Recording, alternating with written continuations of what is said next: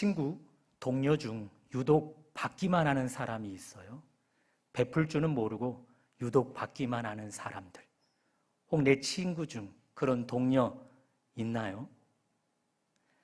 대접만 받고 받아 먹기만 좋아하지 베풀지 않는 친구, 동료들 있습니다. 그런 친구, 동료, 나중은 어떻게 되어질까요? 결혼되지 않을까요? 결국 혼자. 이혼되지 않을까요? 이제 본격적으로 혼자. 재혼되지 않을까요? 제대로 혼자. 예수님이 여러분과 저의 친구라 소개해 주고 있습니다. 우리 예수님께 늘 받기만 하는 사람, 베풀 줄은 모르고 받기만 하려 하는 사람, 우리 예수님이 역시 우리들처럼 그렇게 친구를 대하지는 않을까 생각해 봅니다. 오늘은 그런 이야기를 해보려고 합니다. 말씀을 듣는 가운데 딱 하나라도 깨닫고 돌아가는 이 시간 되기를 주님의 이름으로 축복합니다. 오늘 본문 21절은 이렇게 시작합니다. 그때 베드로가 나와 이르되 주여, 형제가 내게 죄를 범하면 몇 번이나 용서하여 주리이까? 7번까지 하오리이까? 베드로의 질문에서 알 수 있습니다. 베드로에게 죄를 범한 자는 교회 내에서 함께 신앙생활하는 형제입니다. 예수께서 십자가를 짐으로 죄에서 구원한 자입니다. 예수께서 십자가를 지심으로 교회의 교인 되게 한 자입니다. 그가 어떤 일인지 베드로에게 죄를 범했습니다. 그 형제를 향해 베드로, 내가 몇 번 용서하면 좋겠습니까? 7번 하면 되겠습니까? 주님 앞에 묻고 있습니다. 놀랍지 않습니까? 베드로가 죄 지은 자를 용서하되 무려 7번 하려고 하고 있습니다.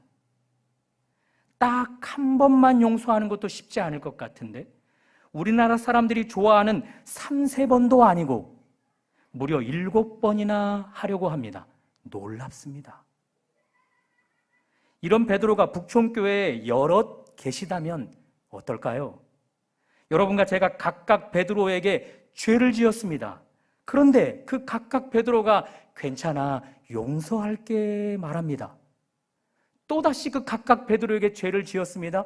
이번에도 괜찮아, 또 용서할게 합니다. 이런 교회 훗날 어떻게 될까요? 첫 번째, 용서가 살아 움직이는 교회.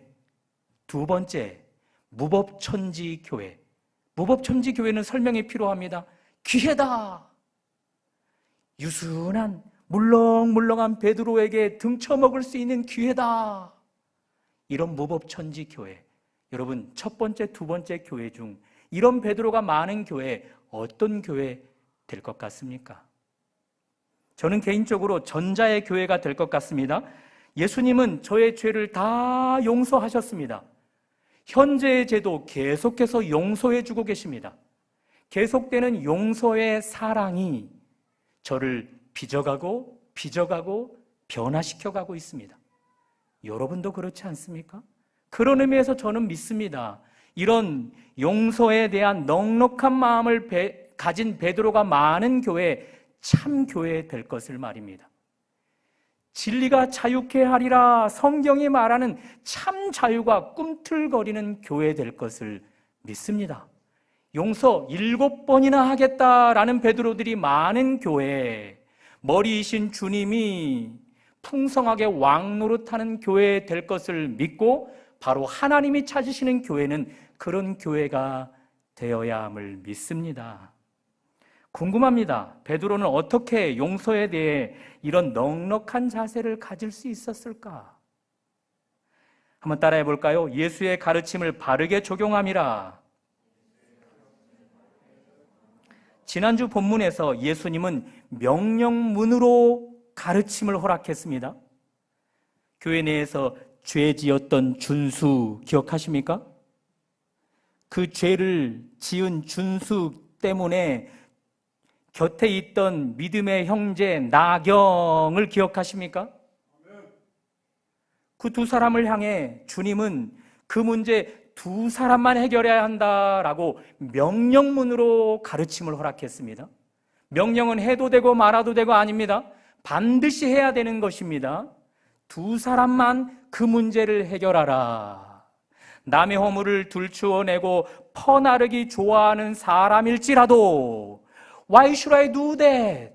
그런 말하지 말고 두 사람만 해결해야 된다. 큰 일이든 작은 일이든 교회 안에 누군가가 죄를 지었으면 그것 공개적으로 공동체 전체에게 다 알려 반면교사가 되게 해야 한다. 그런 가치관을 가진 자라도 Why should I do that? 하지 말고 두 사람만 그 문제를 해결해야 된다. 주님은 명령조로 말씀을 하셨습니다. 기억나실 거라 믿습니다. 예수의 의도는 분명했습니다. 당신이 십자가 짐으로 태동한 교회, 당신이 십자가 짐으로 교회가 된 자가 이런 일들로 인해 이루어지지 않기를 바라시는 거죠.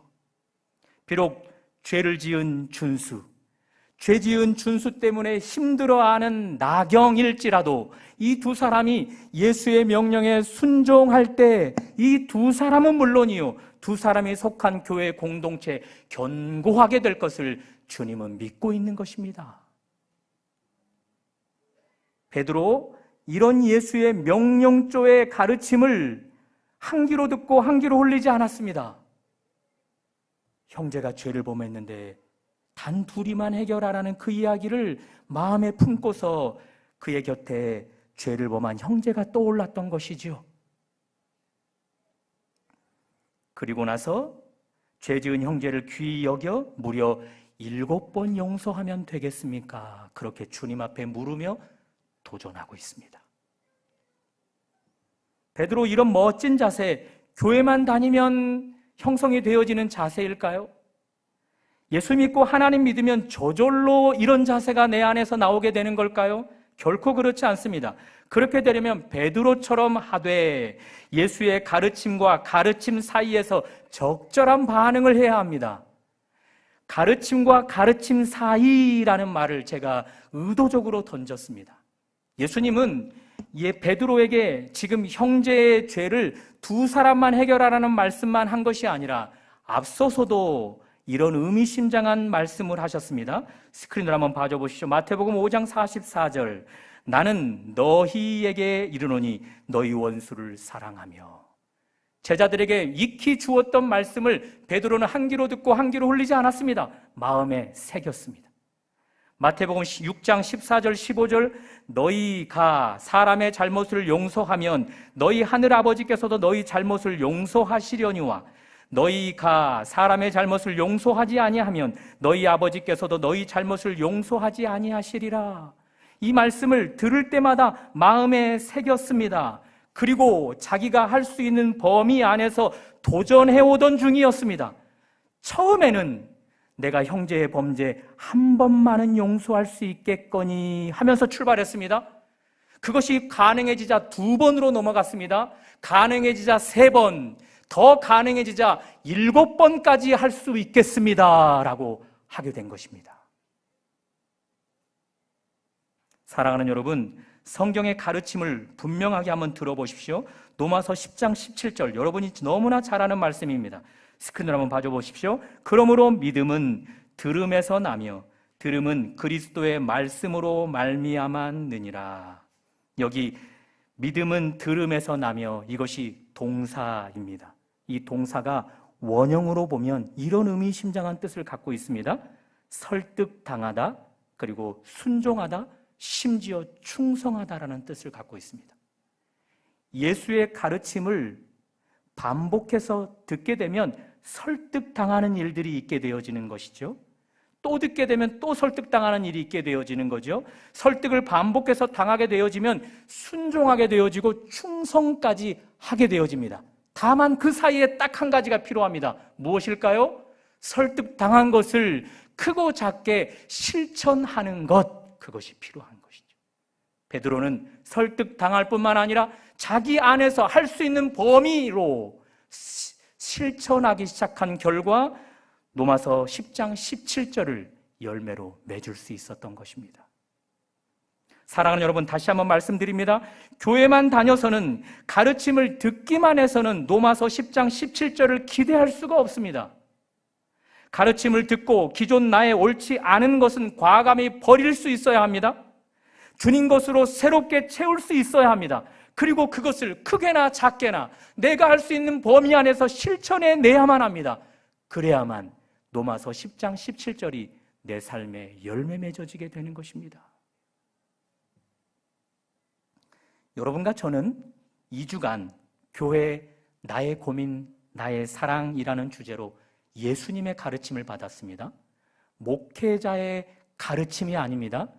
성경의 가르침을 제가 풀어서 전했을 뿐 예수님의 가르침이었습니다. 자, 그 가르침, 베드로처럼 한 귀로 듣고 한 귀로 흘리지 않은 사람들입니까? 베드로처럼 설득당하고 있는 중이십니까? 교회 나의 고민, 나의 사랑에서 느꼈듯 교회만 왔다 갔다 해서는 교회의 고민은커녕 사랑할 수 없음을 알게 되었습니다. 필리비안 씨처럼, 그리고 바울처럼 교회의 열심을 내봐야만 교회 일로 걱정이 되어지기도 하고, 교회 일로 눌려보기도 하고, 교회 일로 심지어 많은 눈물도 흘릴 수 있음을 알게 되었습니다. 역으로 그런 사람만이 교회를 사랑할 수 있게 됨을 알게 되었습니다. 2주간의 그런 가르침을 받았던 여러분과 저는 설득당하시고 계셨는지요? 설득당하셔서 당한 만큼 실천하고 계셨는지요? 그것을 묻고 있는 것입니다. 한 유명 강사가 말을 합니다. 많은 사람이 몸은 여기 있는데 생각은 미래에 혹은 과거에 가 있답니다. 먼저 미래에 가 있는 사람입니다. 자식들 크면 다 괜찮아질 거야. 학교만 마치면 다 좋아질 거야. 부모 떠나 직장생활 시작하면 다 해결될 일들이야. 관점이 여기가 아닙니다. 다음 주에 듣고 순종하면 될 거야. 올해는 다 끝나가니 내년부터 신앙생활 열심히 하면 될 거야. 내 몸은 여기 있는데 미래에 내 생각과 마음이 가 있습니다. 이런 사람의 특징은 무엇입니까? 현재를 부인하고 살아가는 거죠. 미래에 그렇게 시간을 미래에 두고 있는 사람입니다. 그런 사람, 이 강사의 결론은 아무런 변화도 경험할 수 없답니다.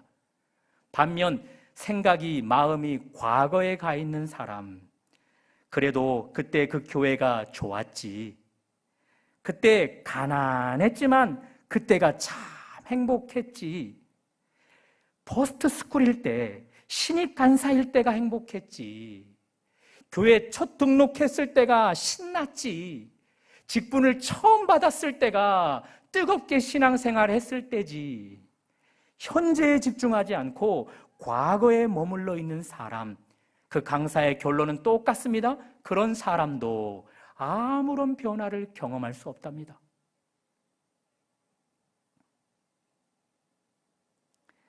지금 그리고 여기에 집중하는 사람이 변화를 경험할 수 있다. 강사가 그렇게 이야기합니다.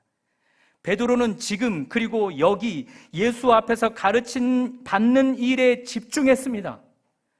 몸이 머무는 곳에 집중했습니다. 지금 그리고 여기를 선택하고 집중했습니다. 미래에 가 있거나 과거에 머무는 것을 집중하지 않았습니다. 그것이 베드로로 하여금 과거에 감히 해보지 못한 일을 도전하게 만들었습니다. 사람을 용서하는 일을 한 번이 아니라 무려 7번까지 도전하게 만들었습니다. 바로 그것이 베드로의 미래를 달라지게 하고 있습니다. 충실한 오늘, 이 지금 여기에 충실한 결과로 말입니다. 상상할 수 있지 않겠습니까? 베드로는 아마 과거를 추억하면서 그때가 좋았지, 일절 그런 생각을 하지 않을 것입니다. 왜요? 현재가 과거보다 더 나아지고 변화되어지고 발전하고 있기 때문에 그렇습니다.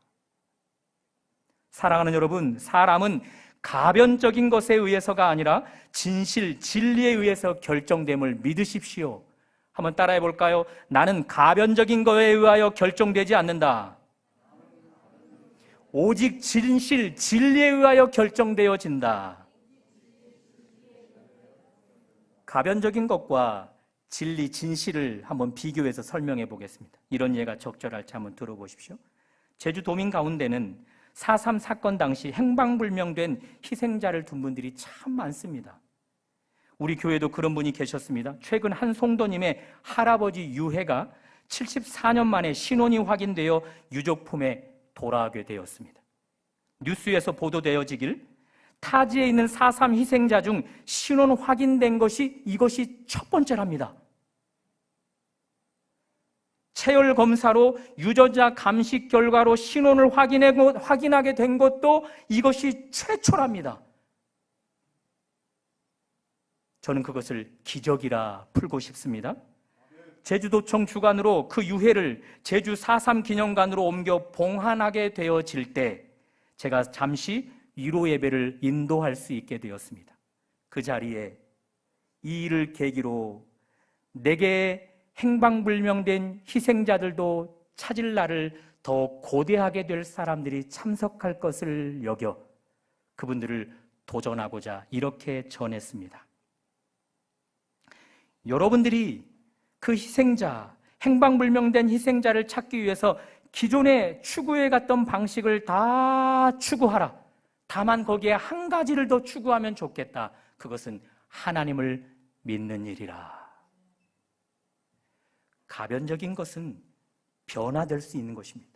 언제든지 변화될 수 있는 것입니다. 다만 하나님은 변함이 없는 분이십니다.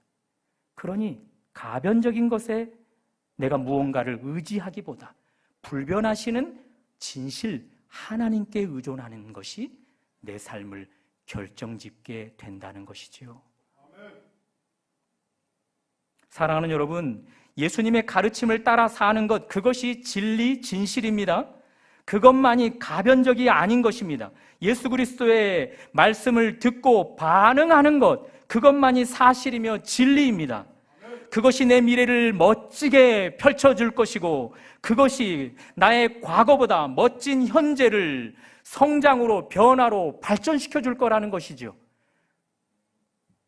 여러분과 저 예수께서 십자가 짐으로 세운 교회입니다. 십자가 짐으로 교회 구성원이 된 여러분과 저입니다.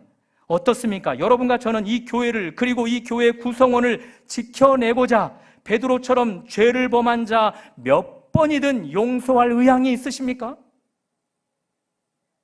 다시 말해서 예수님의 교회, 이 북촌교회는 사람의 교회가 아니라 예수님의 교회인데 이 예수님의 교회를 향해 몇 번이든 희생할 준비가 되어 있으십니까? 마음만 있지 않고 작게나마 실천해내고 있는 분들이십니까? 그 영역이 베드로처럼 한 번에서 두 번으로, 두 번에서 세 번으로, 무려 7번으로 성장 발전하는 분들이십니까? 그런 분들에게 친구가 많은 것입니다. 그런 분들에게 예수님도 친구가 되어주시는 것입니다. 자, 베드로는 형제의 범죄를 7번까지 용서할 의향이 있다 이야기합니다. 그것을 예수님께 물었습니다. 우리 주님 베드로의 질문을 듣고 이제 답변을 하십니다. 예수님의 답변 우리 한번 읽어볼까요? 시작. 예수께서 이르시되 내게 이르노니 7번뿐 아니라 7번을 70번까지도 할지니라. 다시 한번 22절 시작. 예수께서 이르시되 내게 이르노니 7번뿐 아니라 7번을 70번까지라도 할지니라. 베드로는 예수님의 용서를 도전을 받아 하되 7번으로 제한하려 했습니다. 그런데 예수님은 용서는 제한할 것이 아니라 무한대로 행해야 될 것을 말씀하고 있습니다. 그리고 예수님은 이미 교회 구성원 모두에게 그렇게 하고 계셨음을 이 22절을 통해 증명해내고 있습니다. 앞으로도 그렇게 하실 것을 증명해주고 있습니다.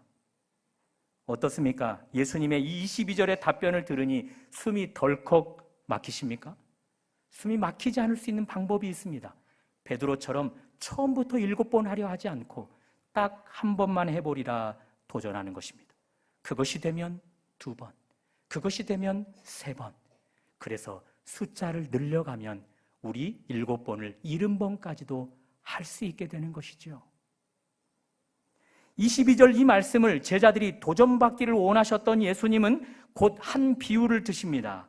1만 달란트 탕감받은 자의 비유입니다. 이런 내용입니다. 한 임금에게 종이 있었다. 이유는 알 수 없지만 그 종은 결코 다 상환할 수 없는 만큼의 큰 빚을 지고 있었다. 그 금액이 1만 달란트였다.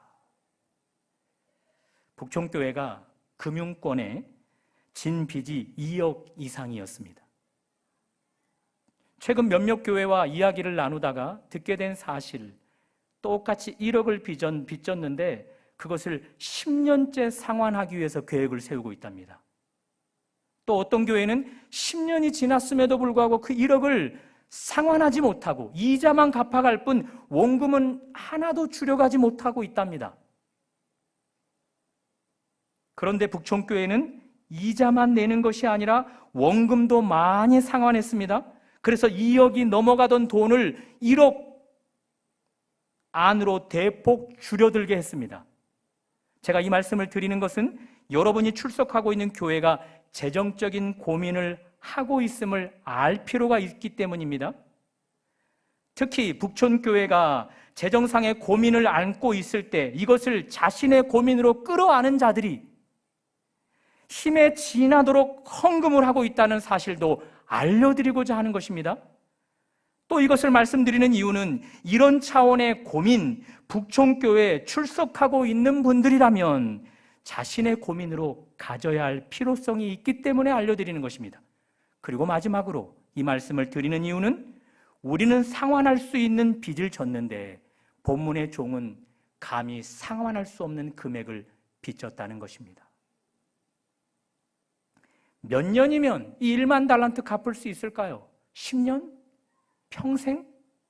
임금의 말을 들으면 빚을 진 당사자가 몸을 팔아도, 당사자의 아내와 자식들까지 몸을 팔아도 다 상환할 수 없는 그런 큰 빚, 어마어마한 빚이라 이야기를 하고 있습니다. 여기서 예수님의 강조는 오늘날 우리에게 이렇게 들려지는 것입니다. 여러분과 제가 그랬다는 것입니다. 하나님께 지은 죄의 빚, 우리의 몸을 팔아도, 가족들 모두의 몸을 팔아도 100만 분의 1, 1000만 분의 1이나 갚을 수 있을까요? 도저히 상환할 수 없는 엄청난 빚을 여러분과 제가 한때 졌었다는 것입니다. 다시 비유의 이야기입니다. 임금께 끌려온 종은 간절하게 호소했습니다. 엎드려 절하며 부디 참아달라 임금께 호소하기 시작했습니다. 그 호소가 임금께 감동을 주었나 봅니다. 그 임금 불쌍히 여겼습니다. 곧 아무런 조건도 제시함 없이 전액을 탕감해 주었습니다. 장부에서 1만 달란트 빚졌다는 내용을 삭제해 주었습니다. 그러나 이 비유는 여기서 끝이 아닙니다. 계속해서 들려지는 이야기를 듣도록 주님은 계속해서 비유를 이야기하십니다. 전액을 탕감받은 자의 삶을 추적해 보라는 것입니다.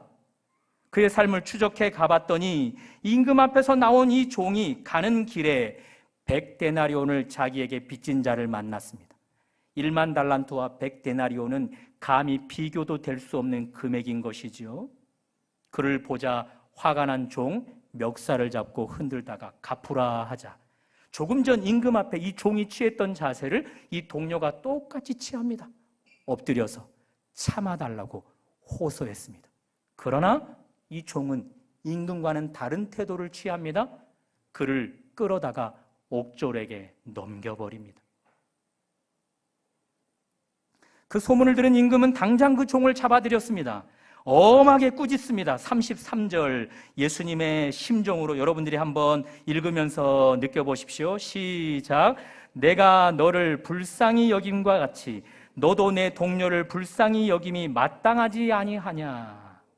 그리고 그 종을 옥졸들에게 넘겼습니다. 더 이상의 관용 없었습니다. 예수님의 결론입니다. 35절 다 같이 한 번 더 시작. 너희가 각각 마음으로부터 형제를 용서하지 아니하면 나의 하늘 아버지께서도 너희에게 이와 같이 하시리라. 여러분, 이 비유가 어디서부터 시작되어지는지 아십니까? 23절 한번 다시 봐줘 보십시오. 스크린으로.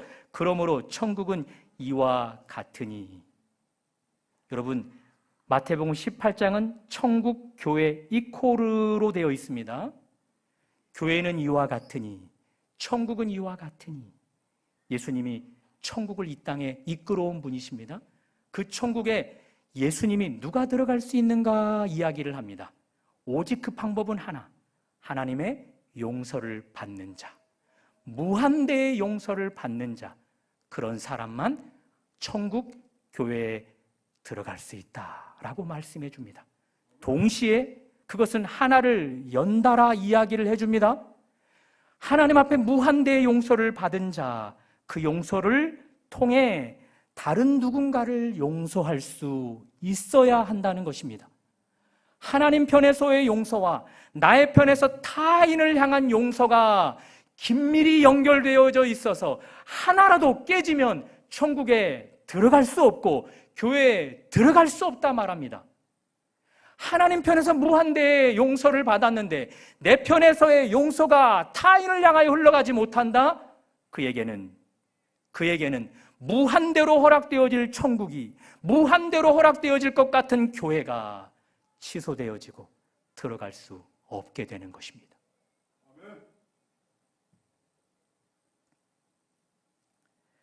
그래서 오늘 설교 제목을 받기만 하는 자 괜찮을까? 한번 따라해 보실까요? 받기만 하는 자 괜찮을까? 카르타고의 키프리안 교회 지도자는 이런 의미심장한 이야기를 해줍니다. 스크린으로 한번 읽어보실까요? 시작. 교회를 어머니로 모시지 않는 자는 하나님을 아버지로 모실 수 없느니라. 하나님 앞에 무한대의 사랑을 받은 자, 여러분과 저입니다. 그 사랑을 받았기에 우리는 천국이라 이코르가 되어지는 이 교회 안에서 연약한 자를 용서할 수 있어야 합니다. 죄 지은 자를 품을 수 있어야 합니다. 그것이 나로 흘러갈 때 하나님의 용서는 무한대로 공급되어질 것이고, 그것이 내게서 멈춰버릴 때 하나님의 무한대의 용서도 끝이 나 교회에 있지만, 천국 안에 머물러 있지만 우리는 거기서 버려져 이혼, 이제 본격적으로 혼자, 결혼, 결국 혼자, 재혼, 제대로 혼자가 돼버리는 것입니다. 설교 제목을 괜찮을까? 받기만 하는 자, 그렇게 잡았습니다. 사랑을 받고 용서를 받은 우리, 받기만 해서는 결코 괜찮지 않습니다. 그것을 흘려보낼 때 괜찮습니다. 거기에만 괜찮음이 있습니다. 거기에만 나의 미래가 괜찮음으로 결정지어지게 됩니다. 이것이 가변적이 아니라 이것이 진실이고 진리이기 때문에 그렇습니다. 계속해서 교회 안에 구원의 확신의 문제를, 계속 문제를 일으키는 상황을 보게 되어집니다. 나는 예수 믿으니, 나는 교회 다니니, 나에게는 천국이 확보되었다라고 확신을 갖고 있는 사람들이 있습니다.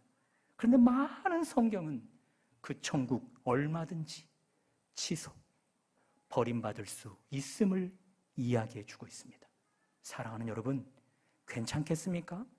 받기만 해서, 교회 섬김 받기만 해서 괜찮겠습니까? 교회 섬김 받기만 하며 왔다 갔다 하는 것 괜찮겠습니까? 그 섬김을 나도 흘려보내는 자 될 때에만 괜찮습니다. 세 차례나 교회는 나의 고민이 되어야 합니다. 그리고 그런 사람만이 교회는 사랑할 수 있는 대상이 되는 것입니다. 그것을 마음에 새기고 괜찮을까? 받기만 하는 자, 그 질문을 한 주 내내 던지는 여러분과 제가 될 수 있기를 주님의 이름으로 축복합니다.